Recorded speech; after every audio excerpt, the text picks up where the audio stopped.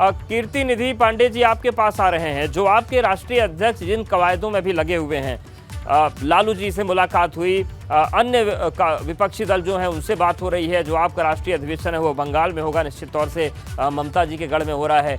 ये जो पूरी कवायद है, क्या ये 2024 की तैयारी चल रही है या फिर हम इसे सामान्य सियासी मुलाकात माने? देखिए अवधेश जी, जब दो राजनीतिक व्यक्ति मिलते हैं तो राजनीतिक चर्चाएं तो होती हैं जी। और समाजवादी पार्टी के राष्ट्रीय अध्यक्ष जी ने बहुत साफ शब्दों में कहा कि गठबंधन होगा, समय आने पे होगा, और एक ऐसा गठबंधन होगा जो भारतीय जनता पार्टी को रोकने का काम करे। उस भारतीय जनता पार्टी को रोकने का काम करेगा जो किसानों की आय 2022 तक दोगुनी नहीं कर पाए। उस भारतीय जनता पार्टी को हम रोकने के लिए तैयारी में हैं जो भारतीय जनता पार्टी किसानों के फसलों पर एमएसपी नहीं लागू कर पाई। हम उस भारतीय जनता पार्टी को रोकना चाहते हैं जिस भारतीय जनता पार्टी की सरकार में अगर उत्तर प्रदेश के अंदर 69,000 शिक्षकों की भर्ती हुई तो पिछड़े और दलितों के आरक्षण में गोलमाल हो गया, जिसको माननीय कोर्ट भी स्वीकार कर रहा है, माननीय राष्ट्रीय पिछड़ा वर्ग आयोग भी स्वीकार कर रहा है। हम जाति जनगणना के सवाल पर एकजुट हैं और एक मजबूत गठबंधन, मजबूत विपक्ष बना करके भारतीय जनता पार्टी को रोकने का काम समाजवादी पार्टी करे।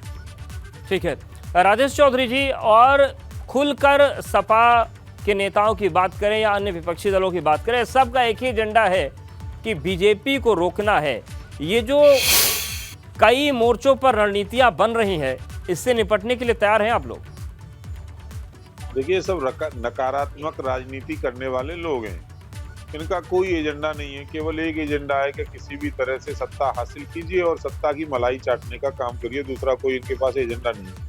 2019 में भी सारे लोग इकट्ठे हुए थे, पूरे दुनिया ने देखा, मैनपुरी के अंदर इतना बड़ा मंच लगा, यादव परिवार ने साष्टांग होकर के मायावती जी के चरण स्पर्श किए, चरण छुए, और सपा, बसपा, आरएलडी, ये वो सब इकट्ठे होकर के मोदी जी के व्यक्तित्व के सामने चुनौती दी है उनको। परिणाम आपके सामने है, उत्तर प्रदेश में क्या हाल इनका हुआ है। उसके बाद 2022 आपके सामने। लेकिन राजेश चौधरी जी, मैनपुरी का भी परिणाम सामने है, अगर वही रणनीति काम आ गई तो मुश्किल हो जाएगी फिर आप लोग के लिए। देखिए, ये रणनीति कोई नहीं, वो सिंपैथी का चुनाव था और परंपरागत रूप से इनके साथ वो सीट बहुत दिन से रही थी। मुलायम सिंह जी का अपना काम करने की शैली थी तो इसलिए वो हुआ। अब तो आजमगढ़ भी याद कर लीजिए, आजमगढ़ में क्या हाल इनका हुआ है। अब रामपुर में याद कर लीजिए, रामपुर में क्या हाल हुआ है इनका। विधानसभा जीतना भी मुश्किल हो रहा है, लोकसभा की तो बात छोड़िए। ये सब अपने अस्तित्व की लड़ाई लड़ रहे हैं। जो इन्होंने अपने जीवन में सत्ता में रहते हुए भ्रष्टाचार किए हैं, वो सारे लोग अब लालू यादव के पैर छू रहे हैं। मैं देख रहा हूँ तो दुनिया में, देश में एकमात्र ऐसे राजनेता जिनका कैरियर ही भ्रष्टाचार के कारण से बर्बाद हुआ है, उन्हें कोर्ट ने सजा दी है। सजा याफ्ता भ्रष्टाचारी के पैर छू करके देश की जनता को क्या प्रेरणा दे रहे हैं भाई, आप बताइए ना, कि आप इसी तरह भ्रष्टाचार करेंगे? ठीक है, इसका जवाब कीर्ति निधि जी से लेंगे कि आखिर लालू यादव के पैर छूकर क्या संदेश देने की कोशिश हो रही है। हमारे साथ सुभाषपा प्रवक्ता सुनील सिंह जी भी जुड़ गए हैं।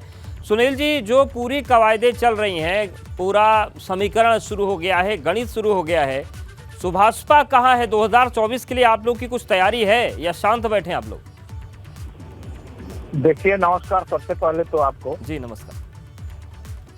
सुभाषपा इस समय जनता के बीच में है और हम लोग यहाँ से लेकर और बिहार तक अपनी छोटी छोटी बड़ी सभाएं कर रहे हैं। आपने देखा होगा कि अभी महिला हक अधिकार रैली हम लोग किए हर मंडलों पे, और इस समय भी हमारे नेता आदरणीय ओम प्रकाश राजभर जी, ऐसा कोई दिन नहीं है जिस दिन 200-400 किलोमीटर की यात्रा करके और पूरे प्रदेश ही नहीं बिहार तक जनता के बीच में हम लोग अपनी पैठ मजबूत कर रहे हैं। और रहा बात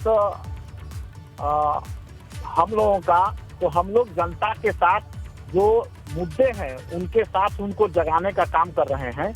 और समाजवादी पार्टी के भाई हमारे बता रहे थे, आपके द्वारा भी यही था कि कवायद शुरू हो गई है।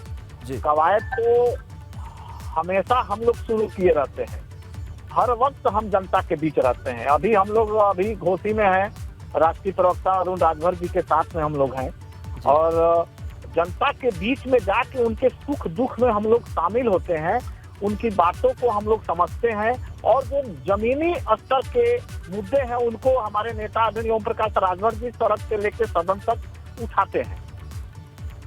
ठीक है, मतलब आप लोग जनता से जुड़ रहे हैं और लोग रणनीतियां बना रहे हैं।